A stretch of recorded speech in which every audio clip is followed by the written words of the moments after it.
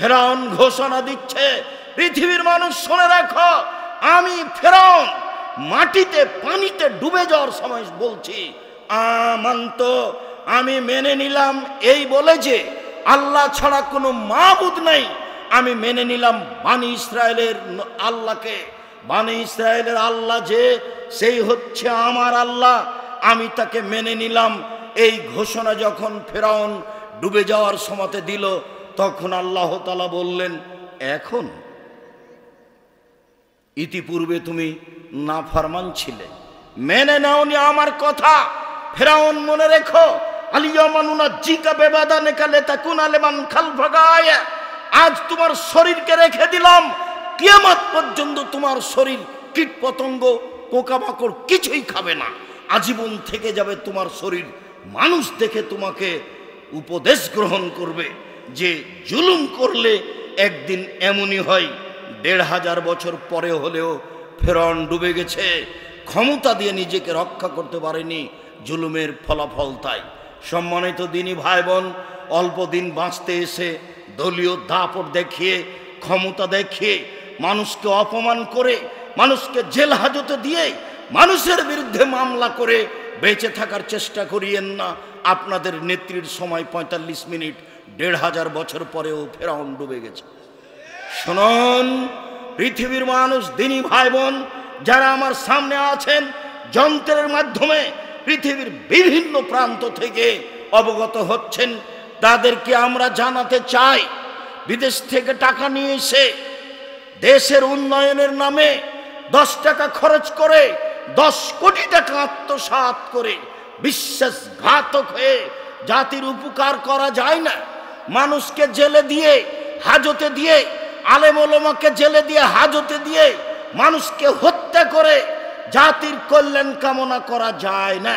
শুনুন, মানুষকে গুম করে পানিতে ডুবিয়ে দিয়ে আহাল পরিবার থেকে দূরে রেখে যে কোনো সময়ে ক্ষমতা দেখিয়ে, দাপট দেখিয়ে, সৈন্য সামন্ত দিয়ে, এইসব চেলা চামুন্ডা দিয়ে মানুষের উপরে জুলুম নির্যাতন করে বেশি দিন থাকা যায় না।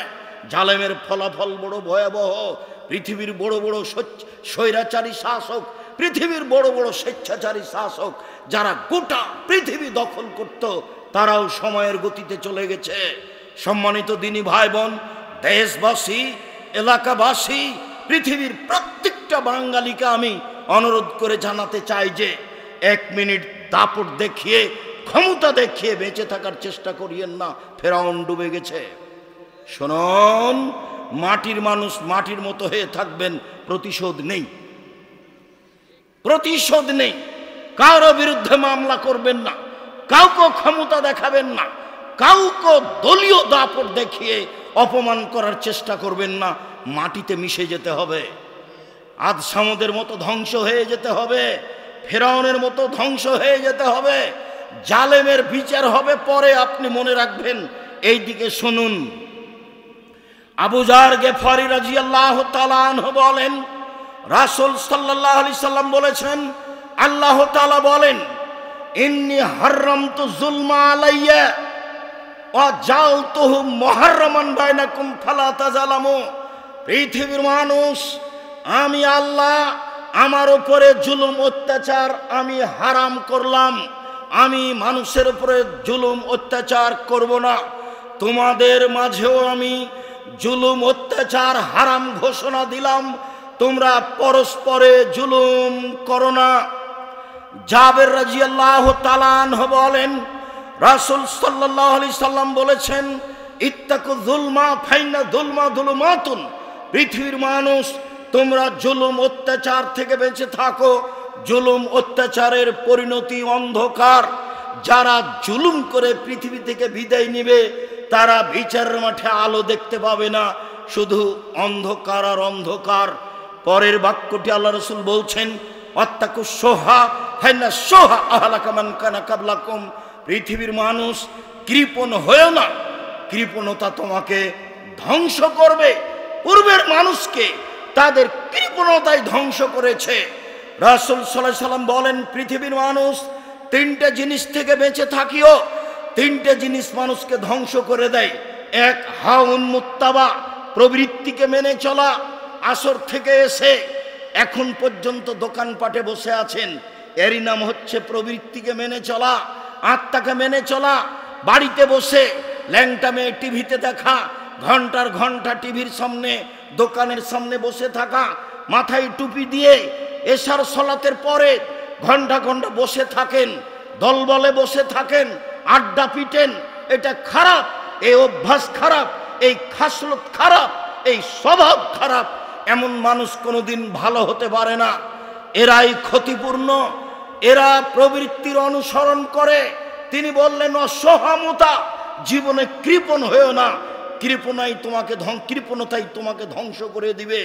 আল্লাহর নবী সকাল সন্ধ্যা বলতেন, সলাতে সালাম ফিরার পূর্বে বলতেন আল্লাহুম্মা ইন্নী আউযু বিকা মিনাল বুখলে, হে আল্লাহ তোমার কাছে আমি কৃপণতা থেকে বাঁচতে চাই, আমি কৃপণ হতে চাই না।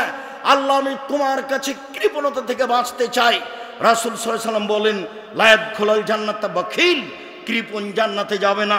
অনেক বাক্য আছে, অত্র হাদিসের একটি অংশ, একটি বাক্য ছিল এই, সেইটুকু আপনাকে আমি শোনালাম। আবু হুরায়রা রাদিয়াল্লাহু তাআলা আনহু বলেন রাসূল সাল্লাল্লাহু আলাইহি সাল্লাম বলেছেন আল মুসলিম আখুল মুসলিম, একজন মুসলিম আরেকজন মুসলিমের ভাই, লা ইয়াজলিমুহু ওয়ালা ইয়াহকিরুহু, একজন আরেকজনের প্রতি জুলুম করতে পারে না, অন্যায় কথা বলতে পারে না, মানুষকে অপমান করতে পারে না, মানুষকে খাটো করতে পারে না, মানুষকে জেল হাজতে দেওয়ার চেষ্টা করতে পারে না, মানুষের প্রতি জুলুম অত্যাচার করতে পারে না। এটা চিরদিনের জন্য হারাম। বেঁচে থাকো পৃথিবীর মানুষ, এই কথা মুহাম্মদ সাল্লাল্লাহু আলাইহি সাল্লাম বলেন।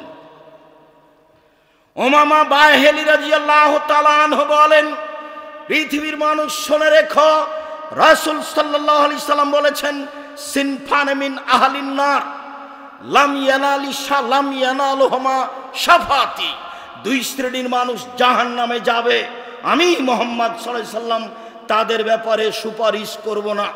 দুই শ্রেণীর মানুষ জাহান্নামে যাবে, আমি তাদের ব্যাপারে সুপারিশ করব না। এক, ইমামুন জালুমুন গাসুম, স্বেচ্ছাচারী স্বৈরাচারী বিশ্বাসঘাতক ইমাম নেতা। দুই, বিশ্বাসঘাতক আত্মসাৎকারী ব্যক্তি। বিশ্বাসঘাতক আত্মসাৎকারী ব্যক্তির জন্য আমি মুহাম্মদ, জালেম নেতা যারা, তাদের ব্যাপারে আমি সুপারিশ করব না। রাসূল সাল্লাল্লাহু আলাইহি সাল্লাম বলেন মাজ, তুমি আমান দেশে যাচ্ছ, ইয়াকুমুজ যুলমা, তুমি মানুষের প্রতি জুলুম অত্যাচার করা থেকে বেঁচে থাকো। লাইসা বাইনাল্লাহি ওয়া হিজাব, মাজলুমের দোয়া এবং আল্লাহর মাঝে কোনো অন্তরাল থাকে না। মাজলুম নির্যাতিত ব্যক্তি যদি দোয়া করে তাহলে তার দোয়া কবুল হয়ে যাবে। মুআয বিন জাবাল, খুব সাবধান থেকো। আবু হুরায়রা রাদিয়াল্লাহু তাআলা আনহু বলেন রাসূল সাল্লাল্লাহু আলাইহি ওয়াসাল্লাম বলেছেন সালাসাতু দাওয়াতিন, তিন ধরনের দোয়া রয়েছে যেগুলো কবুল হবে। তিন শ্রেণীর মানুষের দোয়া রয়েছে যে কবুল হবেই। তার এক শ্রেণীর মানুষের বদদোয়া মাজলুমের বদদোয়া, যার প্রতি জুলুম করেছেন, যাকে জেল হাজতে দিয়েছেন, যাকে অপমান করেছেন, যাকে খাটো করেছেন, যাকে হুমকি দেখিয়েছেন, যাকে ধমক দেখিয়েছেন, আপনি জালেম, ও হলো মাজলুম। ও দোয়া করলে আপনি ধ্বংস হয়ে গেছেন, বাঁচার কোনো পথ থাকবে না, এই দোয়া কবুল হবেই। দুই, পিতামাতার বদদোয়া, ভুলেও ছেলে মেয়ের জন্য বদদোয়া করবেন না, যেটাই বলবেন সেটাই কবুল হয়ে যাবে। তিন, মুসাফিরের দোয়া, যখন বাহিরে থাকবেন তখন ছেলে মেয়ের জন্য দোয়া করবেন। মুসাফিরের দোয়া কবুল হয়, ওটা বাদ যায় না, এ কথা মুহাম্মদ সাল্লাল্লাহু আলাইহি সাল্লাম বলেন। আবু হুরায়রা রাদিয়াল্লাহু তাআলা আনহু বলেন রাসূল সাল্লাল্লাহু আলাইহি সাল্লাম বলেছেন পৃথিবীর মানুষ শুনে রাখো, দাওয়াতুল মাজলুমে মুস্তাজাবাতুন, মাজলুমের দোয়া কবুল হবেই, ওয়ালাউ কানা ফাজেরান, সে যদি নিজে বদ মানুষ হয় তবু দোয়া কবুল। রাসূল সাল্লাল্লাহু আলাইহি সাল্লাম বলছেন দাওয়াতুল মাজলুমে মুস্তাজাবাতুন ওয়ালাউ কানা কাফেরান, যদি মাজলুম হিন্দু হয় তারপরে যদি দোয়া করে তবু তোর দোয়া কবুল হবে। নেন এবার, যার প্রতি আপনি জুলুম অত্যাচার করছেন ও যদি হিন্দু হয়, তার যদি জমি দূর করে দখল করে নেন, তাকে যদি অপমান খাটো করেন, আর ও যদি আল্লাহকে কিছু বলে, সেটা কবুল হয়ে যাবে। এই কথা রাসূল সাল্লাল্লাহু আলাইহি সাল্লাম বলছেন।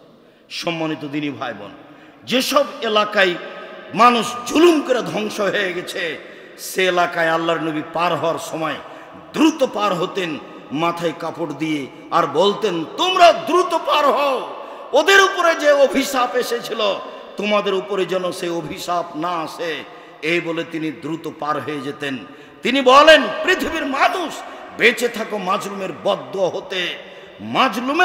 মাজলুম যদি জালেমের ব্যাপারে বদদুয়া করে, তখন আল্লাহ তাআলা বলেন ওয়া ইজ্জতি ওয়া জালালি ওয়া ইরতিফায়ে মাকানি, আমি প্রতিপালক আমার মর্যাদার কসম, আমার ইজ্জতের কসম, আমার মান সম্মানের কসম, একটু পরে হলেও আমি মাজলুমের দোয়া কবুল করবই।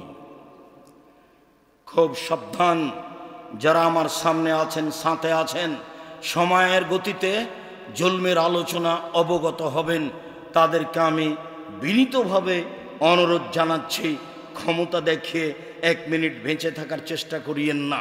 ফেরাউন ডুবে গেছে।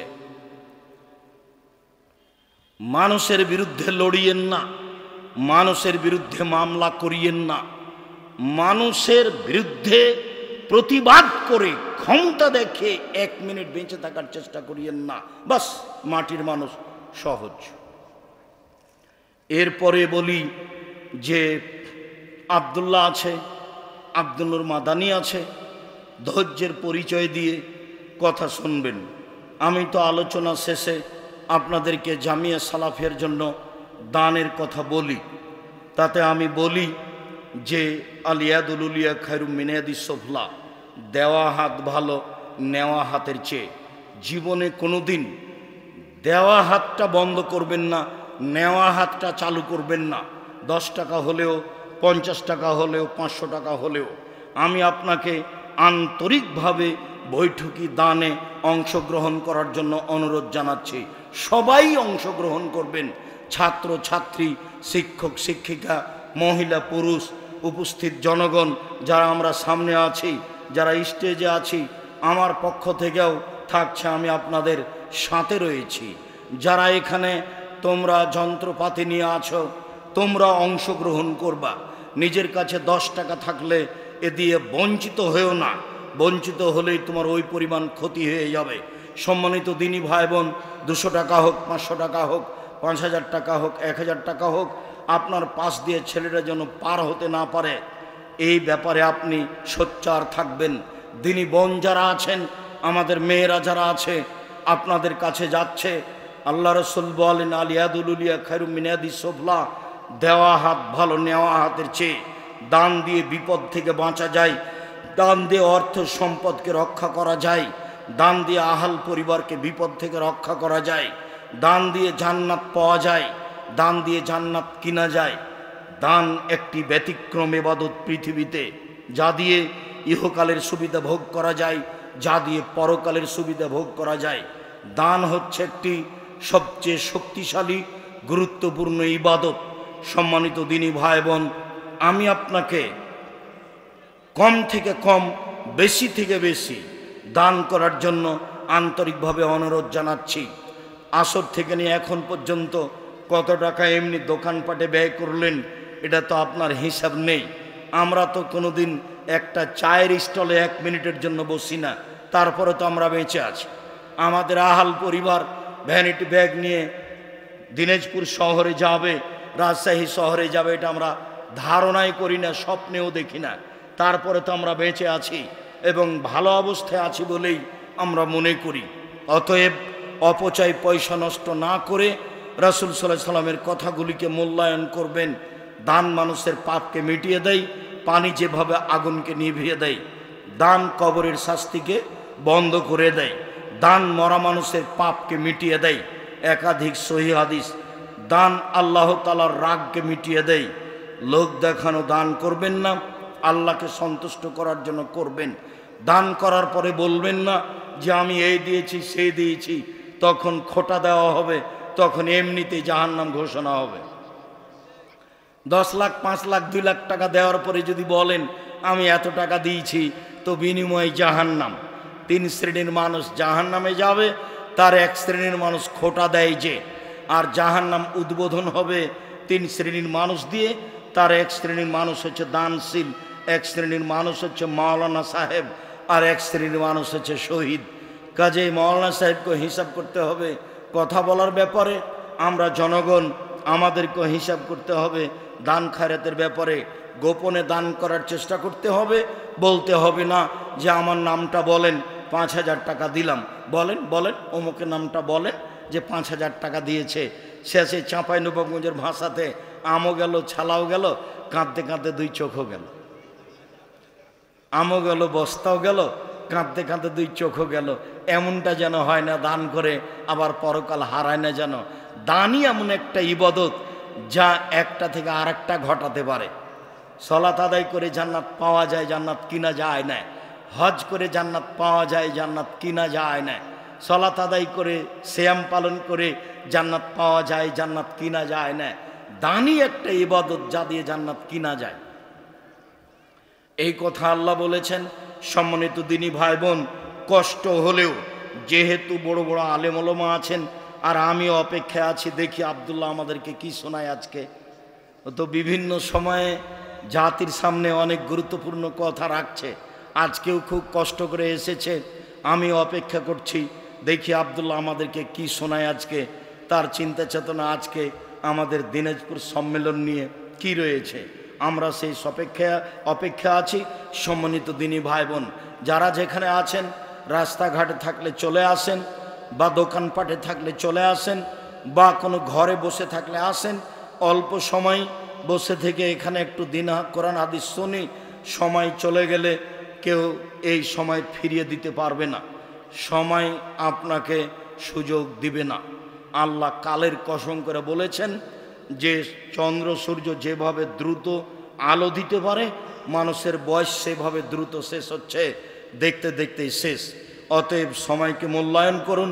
সকল দিনী ভাই বোনকে সামনে বসে থেকে গুরুত্বপূর্ণ আলোচনা শোনার জন্য আন্তরিকভাবে অনুরোধ জানিয়ে আপাতত আমার পক্ষ থেকে এ পর্যন্ত বলে এখনকার মতো কথা শেষ করলাম।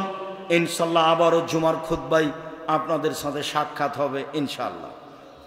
আবারও রাতের আলোচনায় আপনাদের সাথে সাক্ষাৎ হবে ইনশাল্লাহ। বাকি সময়ে আপনাদের সাথে সাক্ষাৎ করার প্রত্যাশা আল্লাহর নিকটে রেখে আপাতত আজকের মতো এখানেই কথা শেষ করলাম। সুবহানাকাল্লাহুম্মা ওয়া বিহামদিকা আশহাদু আল্লা ইলাহা ইল্লা আনতা আস্তাগফিরুকা ওয়া আতুবু ইলাইক। আসসালামু আলাইকুম ওয়া রাহমাতুল্লাহ।